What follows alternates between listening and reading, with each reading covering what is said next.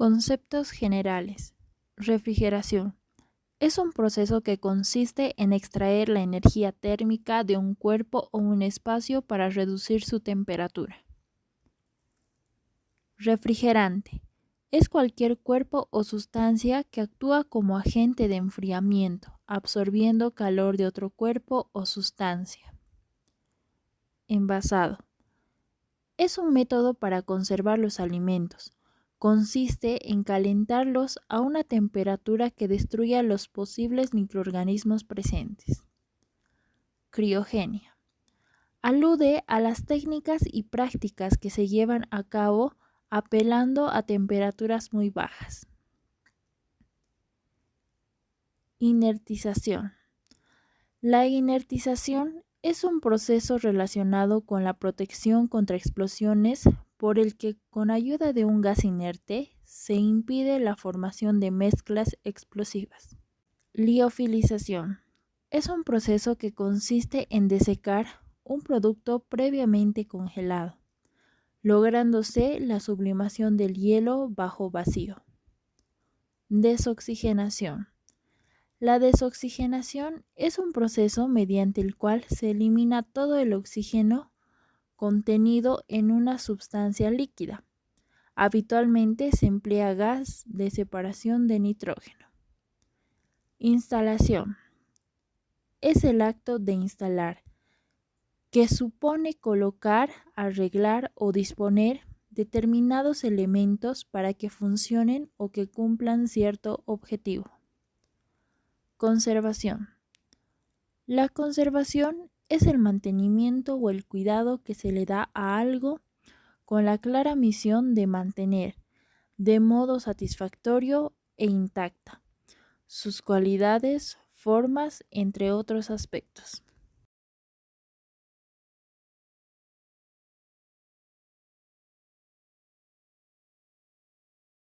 Los gases especiales se utilizan en una gran variedad de sectores de la industria.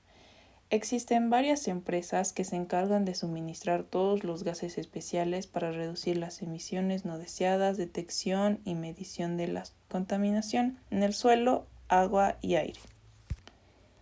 Por tanto, podemos decir que los gases especiales cubren a los gases que no son muy poco comunes o de una pureza ultra alta.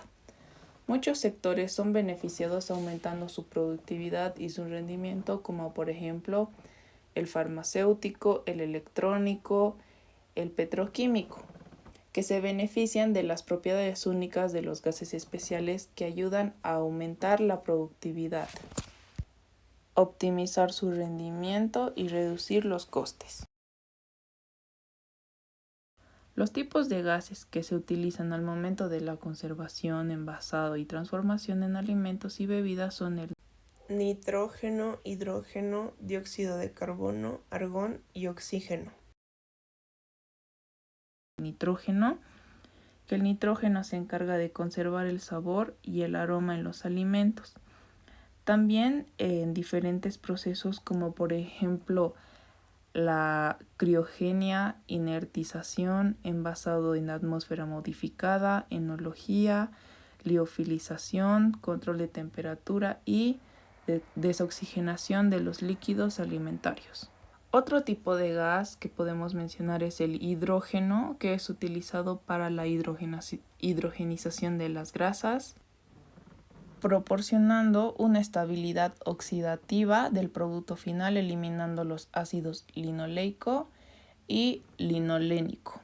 Podemos mencionar es el dióxido de carbono, que con altas concentraciones el oxígeno puede mejorar de calidad de los alimentos, permitiendo que la pérdida de agua y nutrientes sean mínimas. También es utilizado para diferentes procesos, como por ejemplo envasado en atmósfera modificada, carbonatación de bebidas, regulación de pH, maceración carbónica, tiradas de bebidas, control de temperatura, desoxigenación de líquidos alimentarios. Y finalmente podemos mencionar a otros dos gases, que es el argón y el oxígeno, que son utilizados para manipular la inertización, envasado en atmósfera modificada y enología.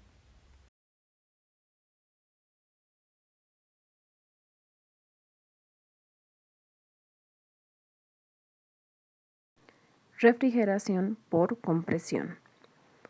La refrigeración por compresión desplaza la energía térmica entre dos focos, creando zonas de alta y baja presión confinadas en intercambiadores de calor. Mientras estos procesos de intercambio de energía se suceden cuando el fluido refrigerante se encuentra en procesos de intercambio de estado, de líquido a vapor y viceversa. Los componentes de un sistema de refrigeración por compresión son evaporador, compresor, condensador y control de flujo. Compresor. Un compresor es uno de los 4 componentes esenciales del sistema básico de compresión de vapor de refrigeración. El compresor hace circular el refrigerante a través del sistema y aumenta la presión del vapor del refrigerante para crear el diferencial de presión entre el condensador y el evaporador. Podemos encontrar 3 tipos de compresores utilizados para este proceso: el reciprocante, el rotativo y scroll. Evaporador. El evaporador es un dispositivo también conocido como intercambiador de calor, conformado por una serie de tubos dispuestos en un recipiente metálico llamado carcasa. A este dispositivo llega el refrigerante líquido, parcialmente vaporizado, para luego producirse la ebullición, a baja presión, de la parte de fluido que aún queda líquida, resultando así vapor seco saturado. Este fluido líquido proviene de la unidad expansora. Mediante la ebullición se extrae calor del aire presente en la cámara de conservación. En las imágenes se pueden apreciar los evaporadores de tubos desnudos, de placas, estáticos de tubos y o aletas, y los de tiro con aire forzado. Condensador. El condensador en un sistema de refrigeración es un intercambiador de calor que rechaza todo el calor del sistema. Este calor se compone del calor absorbido por el evaporador más el calor producido por la degradación de parte de la energía mecánica entregada al compresor. El compresor descarga el refrigerante calentado a alta presión en el condensador, que rechaza calor desde el gas hacia algún medio más frío. Por lo tanto, el refrigerante frío se condensa de nuevo al estado líquido y se drena desde el condensador para continuar en el ciclo de refrigeración. Los condensadores pueden ser clasificados según su medio de enfriamiento, como enfriado por agua, de doble tubo, carcasa serpentín, carcasa tubos; enfriado por aire, convección natural, convección forzada; por evaporación, enfriado mediante aire y agua; y enfriado por refrigerante, sistema de cascada. Control de flujo. La temperatura es uno de los factores que más influye en la conservación de alimentos y que por ende ha de ser controlado durante toda la cadena de frío, incluyéndose la conservación en las cámaras frigoríficas. Los microorganismos se desarrollan en general entre los 5 y 60 grados centígrados, estableciéndose como temperatura ideal a los 37 grados centígrados. El control de flujo de entradas y salidas de la cámara se llevará a través de su permanente registro, anotando los datos como la fecha de entrada, la de salida, el tipo de almacenaje, los datos de los productos guardados e incidencias que pueden suceder, entre otro tipo de información. Control de fluido. Su función principal es proporcionar una diferencia de presión establecida entre los lados de alta y baja presión de la planta de refrigeración. El componente que más se utiliza a menudo para controlar el flujo de refrigerante es la válvula solenoide. Esta válvula posee una bobina magnética que cuando tiene una corriente elevada, el émbolo de su interior Estas válvulas pueden ser de tipo normalmente abierto o normalmente cerrado. La primera no abre hasta que recibe corriente y la de tipo normalmente abierto se halla siempre así y no se cierra hasta que llega la corriente a la misma.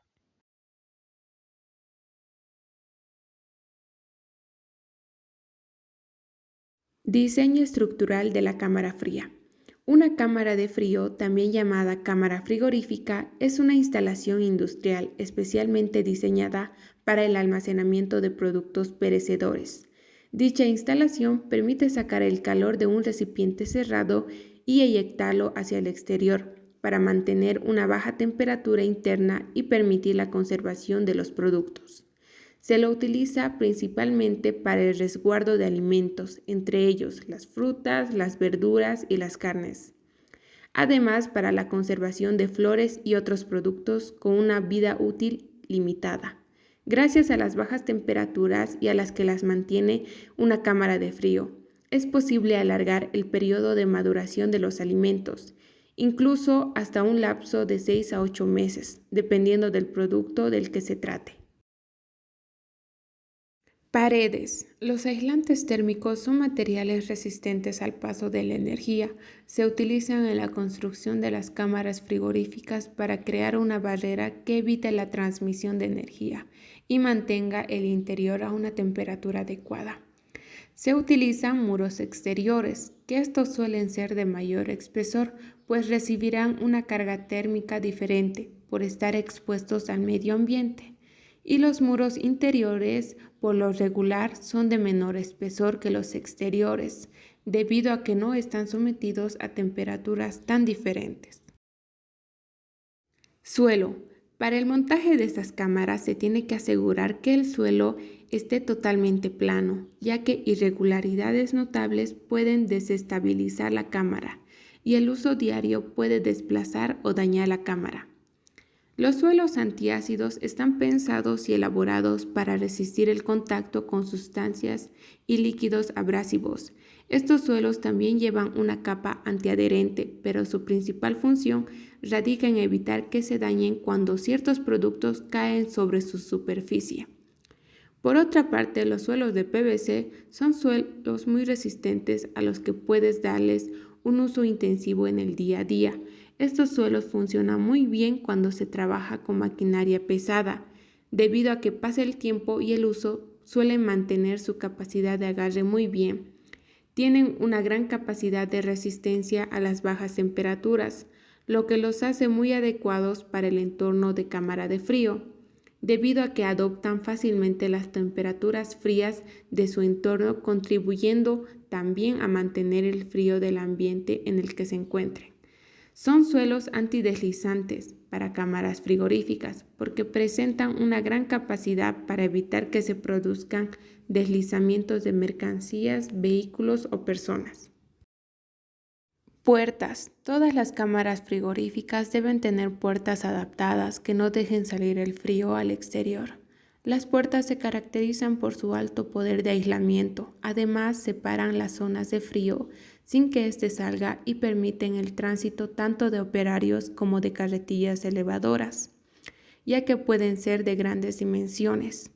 Todas las puertas frigoríficas incluyen marco de fácil anclaje y hojas de estructura monolítica. Las hojas son fabricadas con un marco reforzado interior en acero galvanizado, revestidas en acero prepintado e inyectado con poliuretano. Están construidas con los mismos materiales que un panel frigorífico, es decir, metálicas en el exterior e inyectadas con poliuretano en el interior, con tal de evitar cualquier pérdida de frío. Iluminación. Es típico que todo cuarto frío tenga iluminación, cuya potencia se estima en watts, con una densidad de 1 a 1,5 watts por pie cúbico.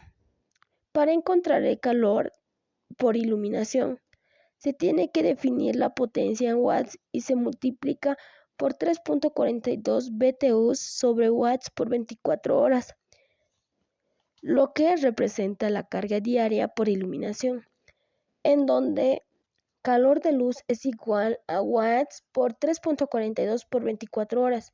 Es igual a watts por 82 BTUs por 24 horas. Cortinas frigoríficas. Las cortinas disminuyen la circulación de aire durante la apertura de la puerta. Así también evita el ingreso de insectos o partículas en suspensión. Existe una gran variedad de cortinas en el mercado, por lo tanto se debe realizar la elección conforme a las necesidades, ya que los materiales se comportan distinto de acuerdo a la temperatura a que se expongan. Las cortinas de las cámaras frigoríficas nos sirven como una barrera contra diferentes problemas, como los que son la salida de aire frío, la entrada del aire caliente, la entrada de agentes nocivos y patógenos, el humo, los insectos, en fin. Es una barrera que va a impedir que nuestro ambiente se contamine o pierda cualidades térmicas. Existen 3 tipos de cortinas para cuartos fríos, como se puede ver en las imágenes, las cuales son la cortina hawaiana de PVC, la cortina de aire, la cortina de enrollable automática.